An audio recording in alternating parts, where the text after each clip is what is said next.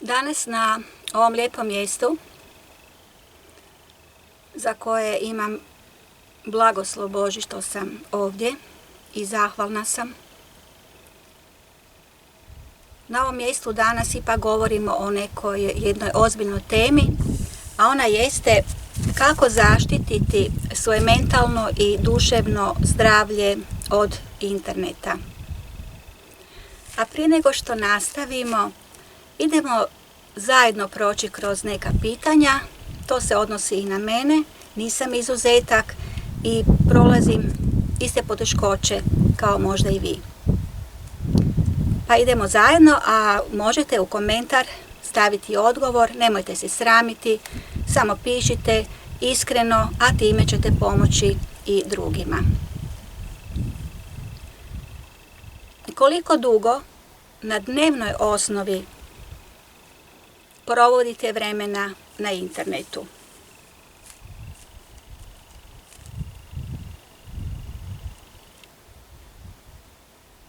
Koristite li internet za posao, za učenje ili zabavu ili možda za sve to zajedno?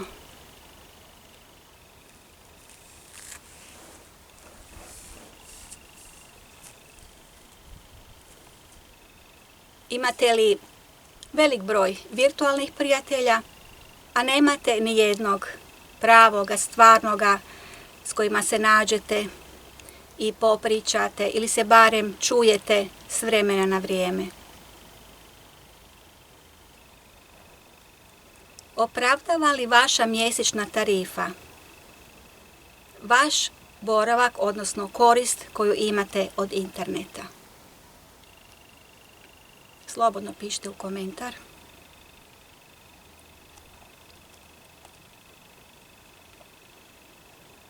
Spavate li uz mobilni telefon i uključen internet ili Wi-Fi? Ovo što je uključeno automatski više ne brinemo o tome. Ipak treba uzeti u obzir da i najdeblji armirani beton propušta elektromagnetska zračenja, to jest impulse interneta. Tako da ako već zanemarite svoje zdravlje, pa pomislite i na druge, i na djecu, i na bebe koje spavaju u toj mreži elektromagnetskih zračenja.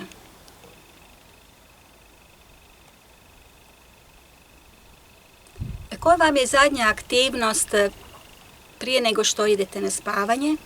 Tu ne računamo kupanje.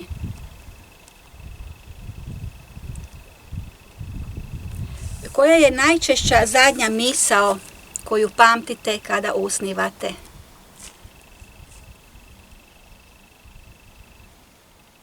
S kojom se mišlju budite? Je li to ona ista misao s kojom ste zaspali? Pozivam sve nas da se osvijestimo, da se probudimo vezano na temu interneta. Internet je samo tehnologija kojoj dajemo predznak, pozitivan ili negativan, svojom upotrebom. Koristimo li ga za dobre svrhe, nešto što je korisno za naš život, ili ga koristimo na način da to vrijeme koje provodimo na internetu uništava naš život. Jeste li znali da mala grupa tehnokracije, možemo to tako nazvati, zgrče silno bogatstvo na našem boravku na internetu?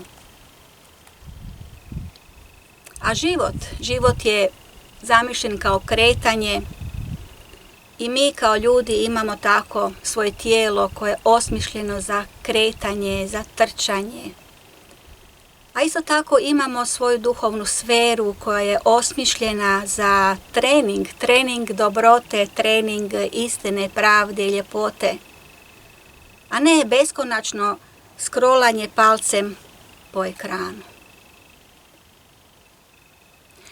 Dokazano je da sadržaj koji nam iskače na ekranu negativno utječe na naše mentalne sposobnosti.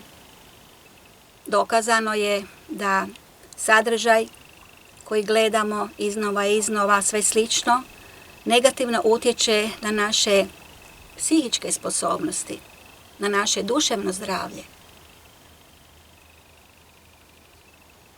Cilj onih koji su na vrhu upravljaju sadržajem. Jeste li to znali? Oni upravljaju sadržajem.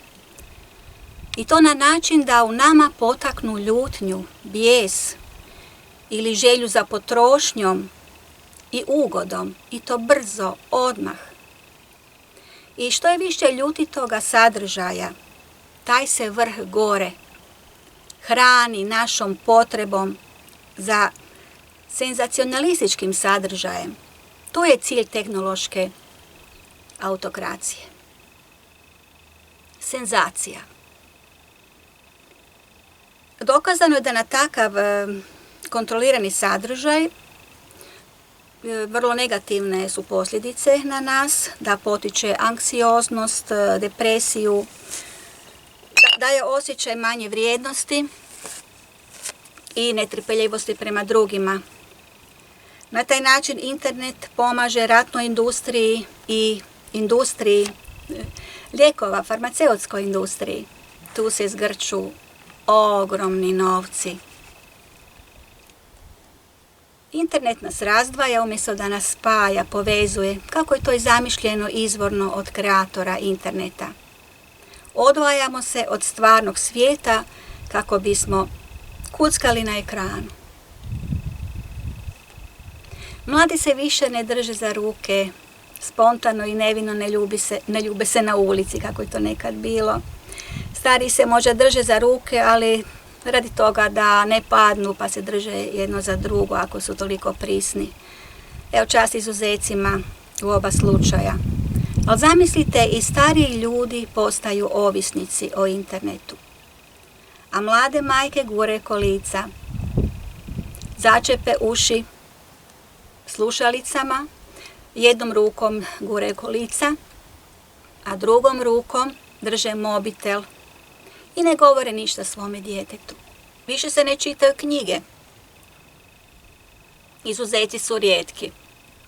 Kada ste zadnji put uzeli knjigu u ruke i čitali? Mladi koji su odrasli uz internet, oni ne mogu biti svjesni situacije u kojoj jesu. Ali mi koji nismo rođeni za vrijeme interneta, imali smo priliku pratiti što se događa. Bili smo oduševljeni. Internet je bio jedna velika novost za sve nas, toliko zanimljiv, toliko je mogućnosti pružao. Međutim, mi smo sada, znači starija generacija, ipak nešto osvješteniji. Zato i govorim o tome, važno je govoriti o tome, da mladi čuju. A cilj tehnološke autokracije jeste potaknuti strah. Jer kada ste u strahu, tada ste blokirani, tada nemate želje, nemate motivacije, nemate snage za promjenu, plašite se promjene, a kamoli neke revolucije. Tada oni ljudi koji nas kontroliraju, koji žele da se plašimo, ti ljudi mogu od nas raditi što god hoće. A što se tiče algoritma, algoritam podržava ljutnju, podržava urlanje i senzacije. I što više negativnih komentara, to bolje, jer ti komentari guraju objave na vrh. A sadržaj koji je nekako blagog ili blagotvornog karaktera, on malo teže prolazi na internetu. Naprosto ta umjetna inteligencija, odnosno oni koji su je kreirali, toliko su pametni da točno mogu po riječima i po tonu vidjeti koji je sadržaj dobar, blagotvoran, miran, miroljubiv, a koji je sadržaj ljutit, u kojem se nešto kritizira, u kojem se nešto potiče da se da se mrzi ili da se naprosto troši. Dakle, ta umjetna inteligencija je vrlo, vrlo pametna i sve je više sofisticirana. Zato pazite na sadržaj i koji kreirate i koji čitate i pratite. Algoritam će vas oblikovati kroz to. Dokazano je da i naš mozak ima sposobnost oblikovanja, preoblikovanja. Govorimo o neuroplastičnosti mozga. Ono čime mozak hranimo, to mi postajemo. Tako se naš mozak i oblikuje.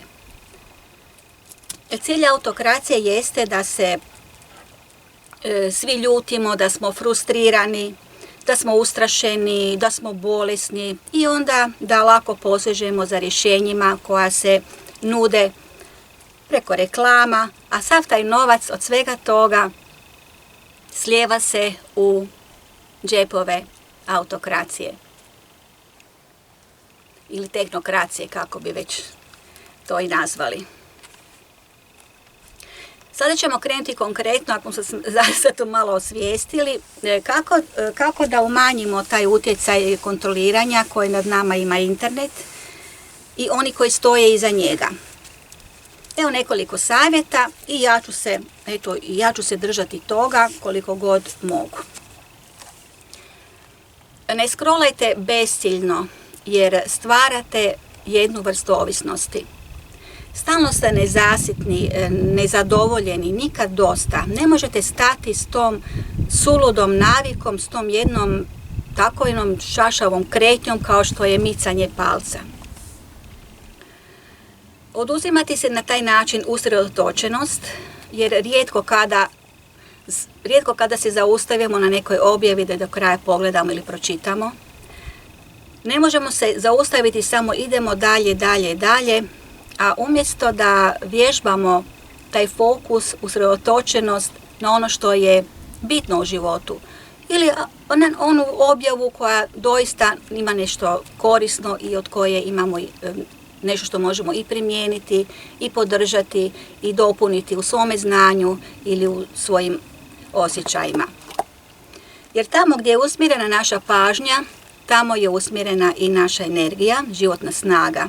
Tamo se troši vrijeme, a vrijeme je najdragocjenija imovina koju imamo. Dakle, prvi savjet, prvi zadatak svima nama, ne scrollajte besciljno, zaustavite se. Pročitajte za taj dan samo onu prvu objavu ako je imalo suvisla i ako vam pomaže. Drugi savjet. Napravite popis osoba ili web stranica koje pratite i koje imaju edukativan sadržaj, koje vas inspiriraju, objave iz kojih nešto naučite i nešto korisno saznate. Ali nemojte sad scrollati i tražiti takav sadržaj, nego koristite opciju za pretraživanje, da birate sadržaj dok još to možete. Treći savjet, postavite alarm. Postavite alarm na mobilnom telefonu koji će vas upozoriti da je seansa biti na internetu završena. Makar se radilo o poslu, o učenju, o zabavi. Pa da jeste nešto korisno, da je korisno vrijeme koje ste proveli, zaustavite se iz razloga što je potreban odmak i mentalni i tjelesni od ekrana. Četvrti savjet. Dogodi se da nam je dosadno. Dogodi se da se osjećamo prazno. Dogodi se da sve bi nešto, a ne znamo što. Ili toliko želimo toga, a nikako da krenemo nešto što treba napraviti. I onda samo ovako ne znamo šta ćemo sa sobom, ili odemo gledati televizor, ili onda počnemo scrollati po društvenim mrežama. Potreban je napraviti taj odmak. Ako vam je dosadno, pokušajte uživati u tom osjećaju dosade. To je jedan kao oblik kao da sami sebi kažete imam dovoljno vremena, ne moram se više toliko žuriti. Ili ako baš morate nešto raditi ili osjećate tu pobuđenost, jer tako ste naučili organizam da je pobuđen, tada odite raditi nešto korisno. Ako ništa drugo, ne nešto ono što je teško ili što su nekakve obaveze dosadne. Korisna je šetnja, samo se maknite od kompjutora, ostavite mobitel, ne morate se pola sata nikome javljati, a sumnjam ako se ne bavite nekim poslom da ćete propustiti kakav poziv u tih pola sata. Ili tako, Tomi? Ma da. Sada ćemo ići na 5. savjet. Ako već ne možete, barem trenutno ili ponekad, uživati ovako u danima mira i danima kada stvari idu dobro. Ali uvijek postoje to jutro kojim počinjete dan, sigurno imate neke rituale i kada pijete kavu, recimo, pokušajte da niste uz mobitel, da ne otvarate odmah internet, da ne gledate odmah što se zbivalo, što mislite, hoćete li što propustiti ako već ujutro niste čuli ko je koga bombardirao, da li vam to treba? Sigurno da ne treba. Umjesto toga pokušajte pogledati kroz prozor, koliko god vam pogled doseže, možda imate zgrade ispred prozora, nema veze, pogledajte kroz prozor, ne gledajte u ekran.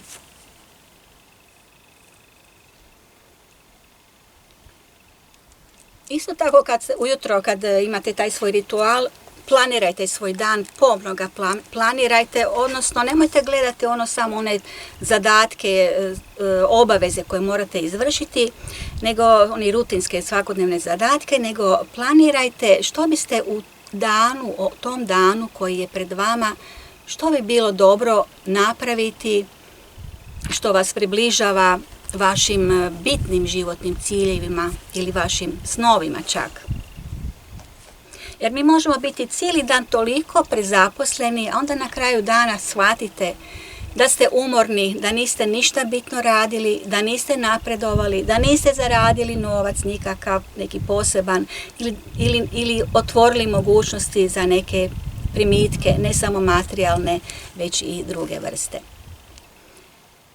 Pa ako već moramo raditi poslove koje moramo i možda nije vrijeme za promjenu posla ili vas je strah, posao koji radite najbolje što možete. Jer nije bitno što radimo, svi su poslovi potrebni, nije bitno što radimo, nego kako radimo. I nije bitno što ćete raditi danas ili sutra, bitno je što ćete biti danas ili sutra. Evo, nadam se da sam vam kroz ovaj video pomogla vezano za svijest o opasnosti interneta. Koliko god možete, čuvajte svoju djecu, koliko god možete od tog zla i znajte svaki put kada odvajate vrijeme za taj ekran, neka ono bude edukativno, neka vas inspirira, pronađite ljude koje pratite, pišite objave dobroga karaktera i suzdržite se od negativnih komentara. I onda ćemo umanjiti moć onih koji stoje iza interneta i zgrću veliko bogatstvo na našem životnom vremenu i zdravlju.